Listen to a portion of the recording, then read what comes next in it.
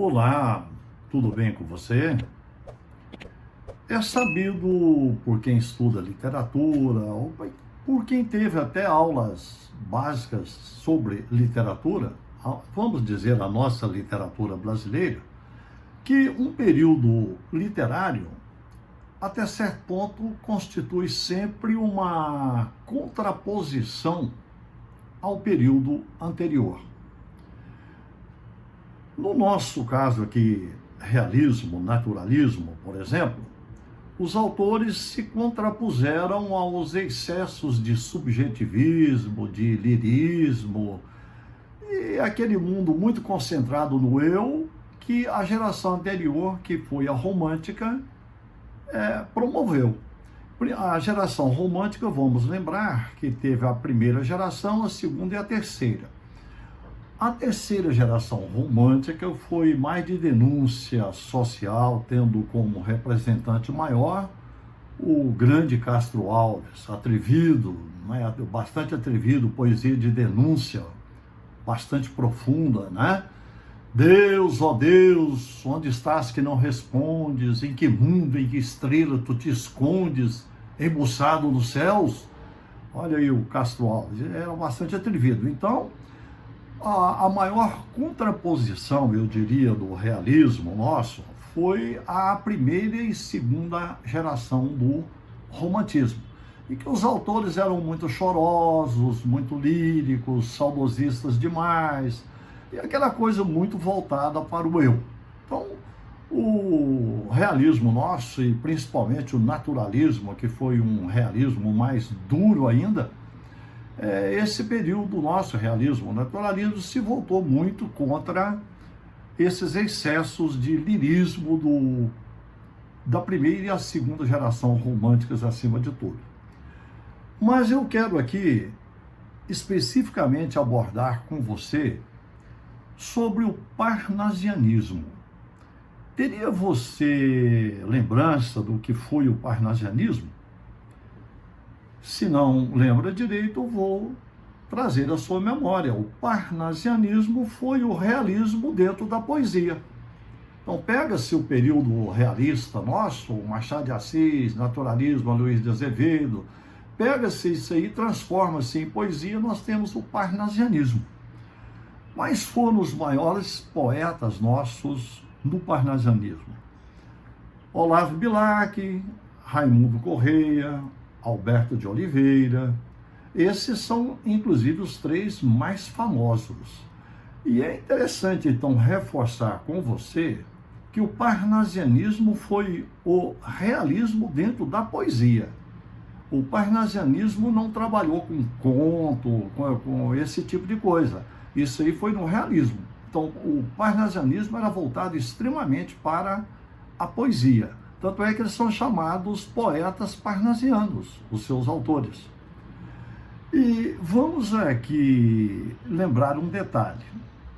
Como ele se contrapôs a um certo relaxo dos românticos para com a língua, com as normas gramaticais, muitas vezes eles não eram tão preocupados, é por isso que os parnasianos foram extremamente formalistas, para fazer essa contraposição, exatamente para mostrar que a língua tinha que ser muito bem respeitada e muito bem trabalhada dentro da confecção de poesia.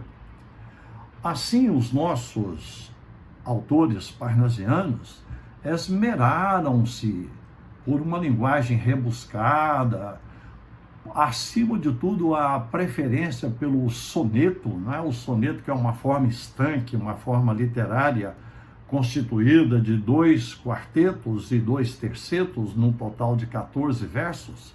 Então, os autores parnasianos, além do rebuscamento natural que tinham dentro da língua, uma língua portuguesa bastante formal, com uma seleção vocabular muito significativa, eles tiveram preferência pelo soneto.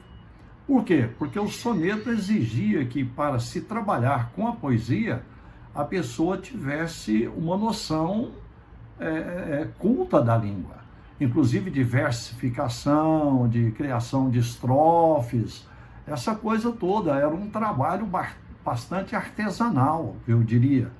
Então não era qualquer um que poderia construir, fazer poesias dentro do parnasianismo. Então é por isso que os autores, inclusive, do parnasianismo foram muito criticados pelos modernistas, principalmente durante a Semana da Arte Moderna toda, e criticaram muitos parnasianismos, né?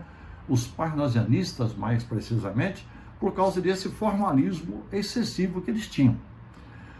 Mas eu quero aqui, para enriquecer este nosso encontro, para abrilhantar este nosso encontro, eu não quero falar sobre os mais destacados autores do parnasianismo. Eu quero pegar um autor por causa especificamente de um soneto dele, pelo qual eu sou apaixonado e imagino que você também vai gostar muito. Quem é esse autor, esse poeta parnasiano que não foi colocado na linha de frente dos mais famosos, mas que construiu essa obra de arte que quero trazer para você? Esse parnasiano, esse poeta parnasiano, chama-se Vicente de Carvalho. Nasceu em Santos em 1866 e morreu em Santos mesmo, em 1924, com 58 anos. Era um homem extremamente culto, como era necessário para se trabalhar no parnasianismo. Exerceu grandes cargos políticos em Santos, em São Paulo mesmo, não foi só em Santos, não. E era um homem extremamente voltado para a cultura. E qual é o soneto dele que eu quero trazer para apresentar a você? Se você não conhece, imagino que vai gostar muito. Se você conhece, você vai refletir juntamente comigo um pouco sobre esse soneto. Chama-se Velho Tema. O que é que diz Vicente de Carvalho nesse Velho Tema? Ele critica exatamente essa mania que todo mundo tem de achar que a felicidade se encontra num determinado lugar, num determinado canto, atrás do qual, atrás desse canto, a pessoa tem que ir um canto longe, escondido, praticamente inacessível. Atrás desse canto escondido, desse lugar que você não sabe onde é, que está a felicidade. E ele critica exatamente isso, que o ser humano, com esse comportamento, morre sem descobrir o que é a felicidade. Então, o soneto Velho Tema critica, a partir do título Velho Tema, porque essa busca da felicidade em local que você não sabe onde é um local totalmente de eterna procura. Isso é um velho tema, por isso que é o nome do poema dele. O que é que o Vicente de Carvalho diz? E você vai acompanhar comigo. Ele diz exatamente assim: só a leve esperança em toda a vida disfarça a pena de viver. Mais nada. Nem é mais a existência resumida que uma grande esperança malograda. O eterno sonho da alma desterrada, sonho que atrás ansiosa e embevecida, é uma hora feliz sempre adiada e que não chega nunca em toda a vida. Essa felicidade que supomos, árvore milagrosa que sonhamos, toda arreada de dourados pomos, existe sim, mas nós não a alcançamos, porque está sempre apenas onde a pomos, e nunca a pomos onde nós estamos. Está aí o velho tema, essa eterna busca do ser humano pela felicidade, sem descobrir às vezes que está debaixo do seu próprio nariz, nas coisas simples, belas, maravilhosas, que acompanham você pela vida inteira.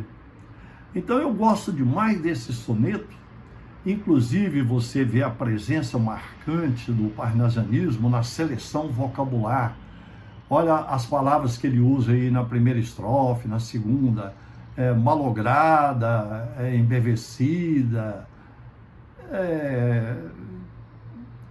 e lá no final, principalmente, ele brinca com a palavra pomos, essa felicidade que supomos, árvore milagrosa que sonhamos, olha, toda arreada de dourados pomos aí quer dizer, metaforicamente, arreada desses frutos que nós achamos que representem a felicidade.